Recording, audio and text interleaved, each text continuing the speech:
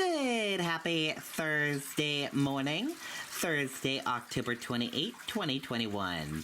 I'm Riley King. Welcome to this Thursday edition of the Riley King Talk Show right here on the Riley King Network. We have great stuff we're going to be talking about on the Riley King Talk Show today. So, let's get started right now. First up, take a look at this video. The Voice celebrates its 500th episode. Let's take a look.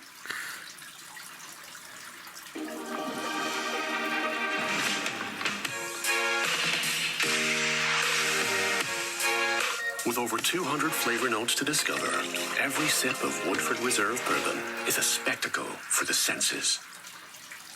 Next up, we celebrated a big milestone over on The Voice last night. It has been 21 seasons, hard to believe, in over 10 years.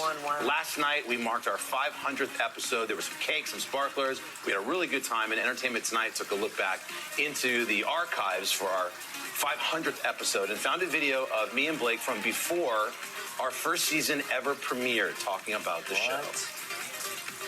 It has to do with talent first, you know.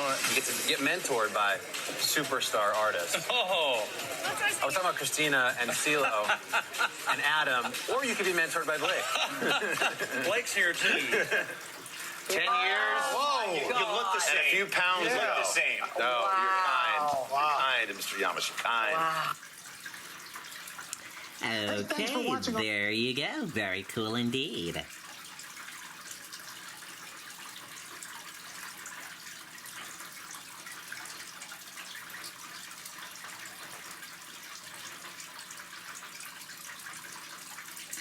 Alan Cumming gets candid in a new memoir.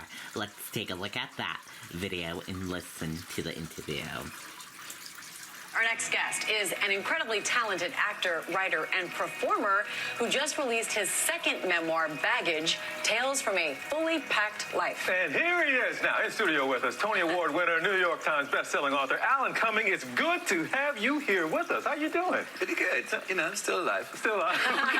Well, help us understand this. I thought a memoir is supposed to be one thing people put out, right? This is your life in a memoir. How did you come up with two? And I only got to 2007. Wow. So I've maybe got a third one in there. I don't know. The last one was about about my childhood, about sort of a load of stuff that happened to me one summer that kind of talked all these things from my childhood. I found out my grandfather died playing Russian roulette in Malaysia, and my father told me I wasn't his biological son, so that was a cheery summer.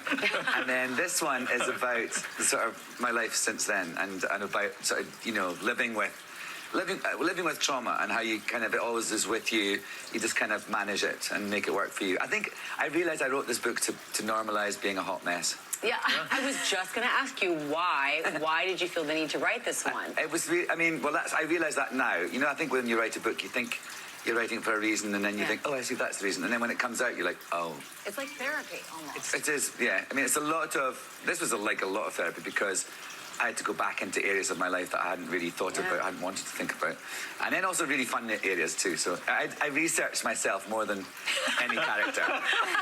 Well, you said this still only goes up to 2007. I guess what's after 2007? If we go through your memoirs, if we get a third, do we see kind of a trajectory? Yes. Well, I'm more kind of, I'm less of a hot mess now. Okay. But I think, I think we all are sometimes. You actually were in attendance at the royal premiere of Goldeneye. So you were there with, you know, the Hollywood elite, but also the British royalty. Yes, Prince Charles was there, yeah. What was that like?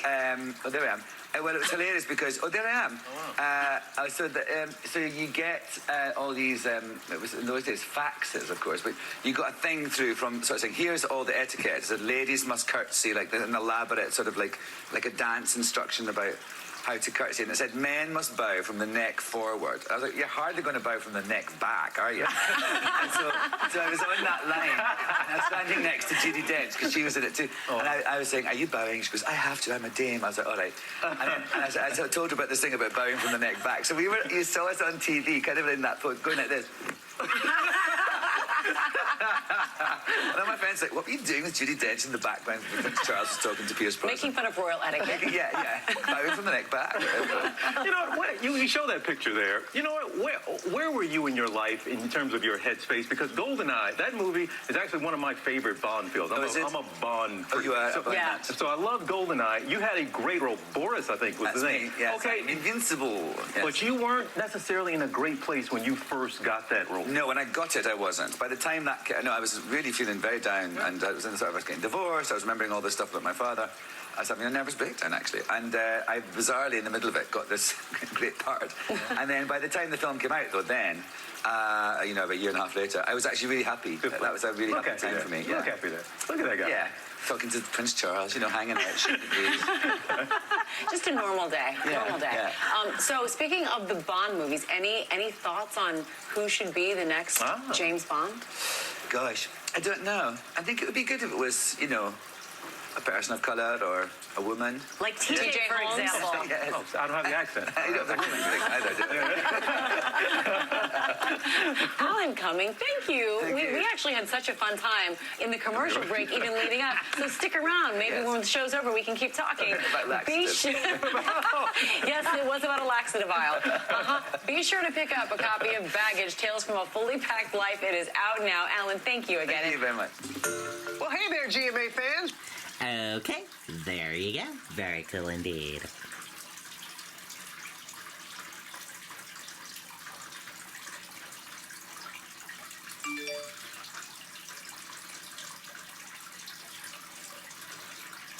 And court back in session for Judge Judy. Let's take a look at that right now.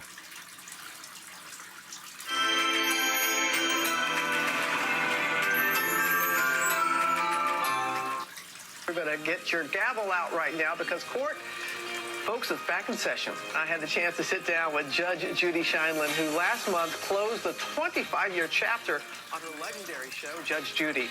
But now, she's back with a brand new show, new courtroom staff, and a whole new look. All rise. Court is back in session. For Judge Judy Sheindlin. You talk, I finish. That's the rule. The Queen of the Court returns with Judy Justice. Try to begin with the truth. That's always the easiest thing to begin with. All parties, please step forward.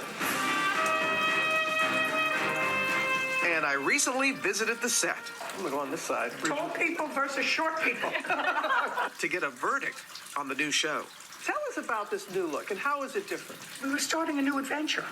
And the color robe was important to me because it says, this is new, this is fresh. The lace collar served me well for 25 years. This is a little more modern. Also by her side, new courtroom staff, including Judge Judy's granddaughter. She's my joy. Law clerk Sarah Rose. What has your grandmother taught you? Everything that I know. I mean, just hard work and doing something that matters to you and that makes an impact and leaving a footprint. For 25 years, Judge Judy reigned supreme over daytime television, presiding over 12,500 cases. 1996. That was the launch of Judge Judy. When did you know it was something special? I think probably within the first 6 months. We had a slow start. The problem was like a New York roach.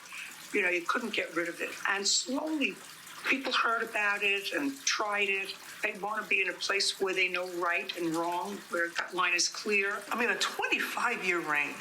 25 years, number one. That's a gift. And then you have to know when to say. But was it hard to end it? No. I think it wasn't hard. It wasn't hard because I knew I had another gig. At 79 years young, Judge Judy is making the jump to streaming, releasing Judy Justice on Amazon's IMDb TV. How is it different from the previous? There's more action in front of the bench. We brought on board a stenographer and a law clerk, who I was accustomed to having in family court. I have a wonderful bailiff who I knew was my security for the last 4 or 5 years. This new adventure at my age is a new burst of energy for me. You have a company, which is clearly a 21st century company, that had the confidence in me to say, we're going to invest in you. We're going to invest in set and design and marketing in order to bring people in to see your new program. That's a very interesting thing when most people my age are trying to find a nursing home. Judge Judy is as well known for her decisiveness and quick wit in the courtroom Do I look like I need any help from you?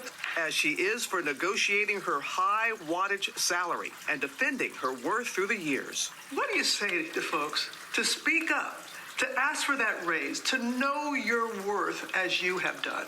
Women have to make themselves indispensable at whatever they do. And I don't care whether you are a television personality, a dental hygienist, a dog groomer. If you're the best at what you do, you set the rules. You don't let anybody else define you. And you have to be prepared to walk away. You have to be prepared and never make a threat that you're not prepared to follow through with. Judge Judy is now ready to embrace her next act, sharing lessons on life and law with a new audience. You have to be responsible. You're responsible to pick up a piece of litter, but you're more responsible not to drop that piece of litter. My message remains consistent. You got to be the best that you can be. Don't interfere with anybody's life negatively. You know, we live in a rough and tumble place, but within that space, you can be a good citizen. And that's what you really have to demand of everybody. Everybody, to be the best that they can be and be a good citizen. She really emphasizes that. It's a new show. It's a new ensemble. Many Judge Judy fans very disappointed that her longtime bailiff, Bailiff Byrd, was not included in the new show. But she made it clear why, and it's a little bit of new energy for her. And as you said, new show, but same Judy. Oh my gosh, it's 79 years old. She's got a lot of spark, huh? She has a lot of spark, and she is very, very excited about this new show. And the first 4 episodes of Judy Justice premiere on November 1st on Amazon's free streaming service, IMDb TV, and then new episodes every weekday. It was funny to see you in that courtroom, young lady. It was scary. What did you do? Scary. What did you do? That's why I was like, I wanted to be on the side that I was not being persecuted. Anyway. Well, hey there, GMA fans. Okay, there you go. Very cool indeed. And that does it for this edition of the Riley King Talk Show right here on the Riley King Network. Thank you for watching. Have a great rest of your Thursday and see you back here tomorrow for another edition of the Riley King Talk Show. Thank you for tuning in and watching. Goodbye, everyone.